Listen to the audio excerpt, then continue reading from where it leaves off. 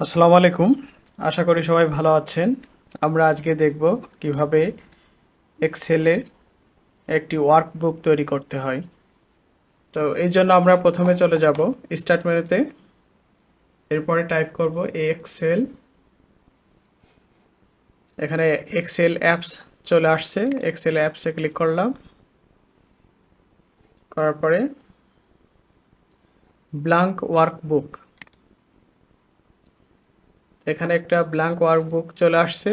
এখানে শিট 1 আছে আর এইটা বুক 1 নামে আছে। আমরা এটা সেভ করব। ফাইলে যাব, সেভ ক্লিক করব। করার পরে এখানে নিচেই ব্রাউজ আছে, ব্রাউজে ক্লিক করব। ব্রাউজে ক্লিক করার পর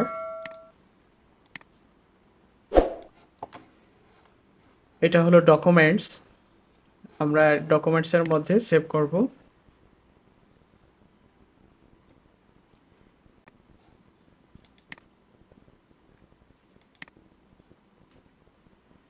ফাইলের নাম দেব, সেভ দিয়ে দেব। আমরা যে নামে ফাইলের নামটা সেভ করেছি এখানে সেটা শো করছে। আমাদের ওয়ার্কবুকটা সেভ হয়ে গেল। তো এখন আমরা ওয়ার্কবুকটায় যদি কাজ শুরু করতে চাই তাহলে এখানে এ লেখা আছে, বি করে ডান পাশে, ডান বরাবর উপরের থেকে ডান দিকে আছে, আর 1 2 3 4 করে নিচের দিকে আছে। তো আমার এ হচ্ছে কলাম আর 1 এটা হচ্ছে রো। তো আমাদেরকে কাজ করার সময় খেয়াল রাখতে হবে রো এবং কলামের বিষয়টা। তো এখানে আমরা প্রথম সেলে ক্লিক করলাম। প্রথম সেলে ক্লিক করার পরে এখানে দেখাচ্ছে A1 মানে হচ্ছে এ কলামের 1 নাম্বার রো। আমি যদি ভিতরে ক্লিক করি তাহলে এখানে দেখাচ্ছে D9, তার মানে ডি কলামের 9 নাম্বার রো। এটা হলো সেলের নাম। তো আমরা এখানে সিরিয়াল লিখলাম SL, তারপরে নেম লিখলাম,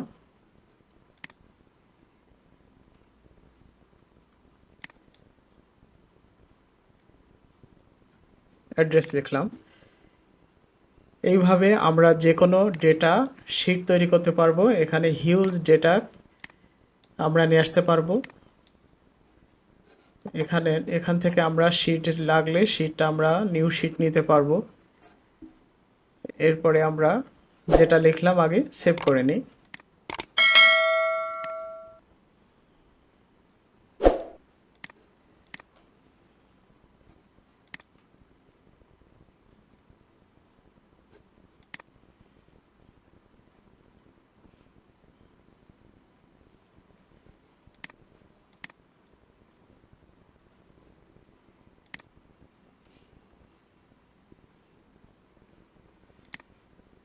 এভাবে আমরা ডেটাগুলো এন্ট্রি করতে পারবো।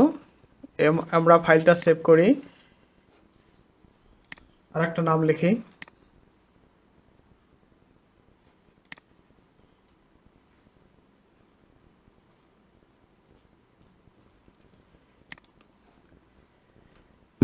আচ্ছা, আমরা নাম লিখেছি। এখন আমরা ফাইলটা ক্লোজ করব।